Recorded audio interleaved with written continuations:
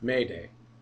This is the story of young Andrew McLean, of oaths taken at twilight, of fairy dating, sacrifice, and the healing power of love. Andrew loved Jenny with all of his heart and most of his lower regions. Jenny loved Andrew, but she'd been known to be fond of Kurt in his lower regions as well.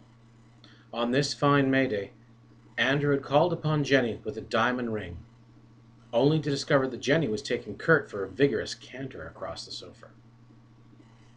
"Damn all women, anyway," he snarled as he stumbled into the twilight on the 1st of May. He stopped at the forest edge, and he howled out his youthful pain to the listening wood. "Screw women, screw springtime, and screw love!" He staggered into the woods, not heeding where he went, opening a bottle of champagne he'd bought along and still had in his hand. He poured the foaming liquid into a ring of mushrooms at the base of an old oak, muttering to himself. "This was supposed to toast our love. Now there's not a woman born I'd share it with."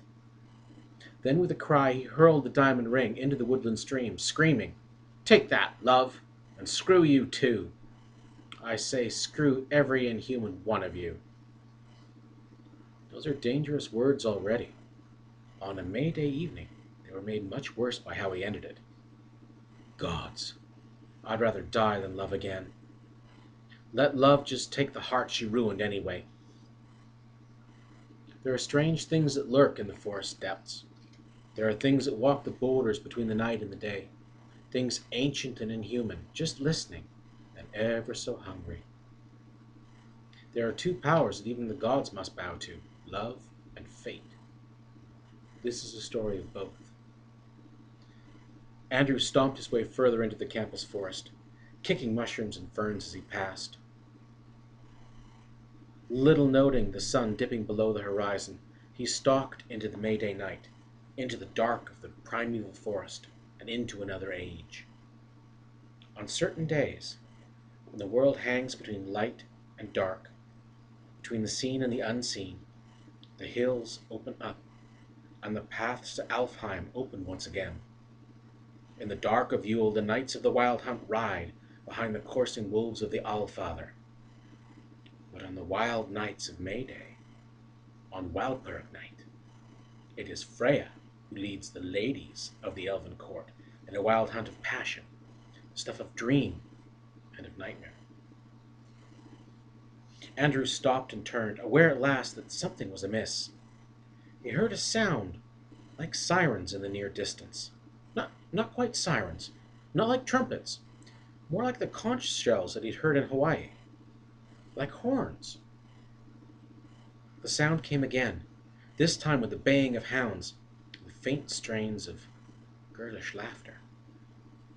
It sounded like the fox hunts you saw in some old movies. But what would something like that be happening in a university forest for? With a start, Andrew saw a dozen slim silver steeds, with belled and richly tooled harnesses sweep into the clearing. Gowned ladies of eerie beauty and cold perfection sat easily in split skirts in the high saddles. Lances were sheathed at their right knee. Inhumanly cold beauty stared at him from all sides. Cold white faces and bloodless lips, and a smile that could teach a cat cruelty. "Look!" rang a voice like a silver bell. The night's stag. While slim white hounds circled him, Andrew protested that he was not a stag, but a man. Each denial made the perfect inhuman beauty's smile wider. Finally, surrounded by hounds and mounted ladies with drawn lances, a final figure, astride a great golden boar the size of a rhino, came to the clearing. With a golden necklace burning bright as sunlight in the hollow of her bared breasts, her laughter rang like a bird song at dawn. Her smile brought a stammering blush to Andrew's angry features. "Now then, young man," purred the golden woman with a sensuous smile, "you poured out an offering at the fairy ring. You threw a golden offering into my sacred waters and made strong oaths before us. You summoned my ladies on my holy night. You promised to screw my women, to screw the springtime, and to screw love. Laughter rang from the inhuman beauties around him, and set the hounds to snarling again. My women ride. The spring is new-born and hungry this evening, and I am love, said the woman. If you would play stag in these woods, little man, you will need more than rage. You will need hoof and horn. Her voice echoed strangely, and the woman began circling and chanting, Hoof and horn, dance till the morn. Over and over they chanted as they circled Andrew. He fell down confused and burning. His hands and feet merged into a stag's split hooves. Proud antlers sprang from his brow. With a shout, the transformed Andrew sprang from the circle and burst down the trail, desperately fleeing the spears of the women and the fangs of the baying hounds.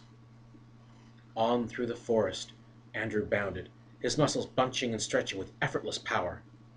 All the rage of frustrated love burned within him, and he felt the thunder of his blood, growing in power and rage with every bound. Soon his pride and power could not abide the chasing hounds, so he spun at bay.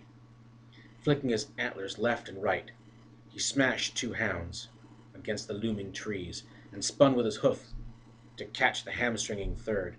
He charged among the hounds with the fury of his frustration and humiliation, reclaiming his manhood in fury and blood. At last he stood at bay in the clearing, the living hounds slinking behind their mistresses. "The stag is come!" shouted the golden goddess on her gleaming boar. "Come to me," she called, throwing off her cloak and shining in full naked glory before him. Maddened with rage and lust, Andrew lunged in a cat-like move. The boar danced aside, and Andrew's proud antlers became stuck in the tree branches. With his legs raised in the air in his aborted lunge, he was trapped. One by one, the circling ladies cut him shallowly with their lances as they passed. Roaring his rage, Andrew wept, once again tricked and humiliated by women. He waited for the final thrust that would end his pain and his life. One by one, the maidens slipped from their horses and from their gowns. Trailing fingers in the blood of the wounds they had dealt him, they stroked his strong thighs and heaving chest. With burning kisses and lightning touches, they transformed and inflamed him, until he stood, a naked man, bloodied but unwounded, crowned with a proud stag's antlers. Down they pulled him to the earth, and the golden goddess brought him low with a single kiss. She whispered to his fevered ears in tones of honeyed fire, "Love is death and rebirth. Love is pain and healing. Love is forgetting and forgiving. Love is my gift and my worship both." With a cry she mounted him. With a cry he answered. With laughing maidens kissing and caressing, he did a stag's duty and knew a man's healing. As the night ended and the twilight again lit the trees, Andrew cried at last. He whispered her name softly. He spoke the goddess's name gently, and as he spoke sweet Freya's name, he let go his rage, and she smiled. Freya stood with her elfin maidens and looked down at her lover, her prey, and she smiled. "You will know a long hunt, my stag, before you find your mate. Run as hard for her as you ran from me, and you may yet win her. Fight half as hard to get her as you did to flee me, and you may win her. Love her as fiercely as you did me, and you will please her." Dawn found Andrew standing by the fairy ring. He looked down upon the champagne bottle he'd thrown to the ground. Thoughtfully he picked it up. Dropping to his knees, he retrieved the cork and wire from the green ground, and all other bits of garbage. Finally standing and stepping away, he made one last heartfelt, if clumsy, bow to the now unseen powers that he had known. With a smile, he turned and walked out of the forest, whistling a soft song of love.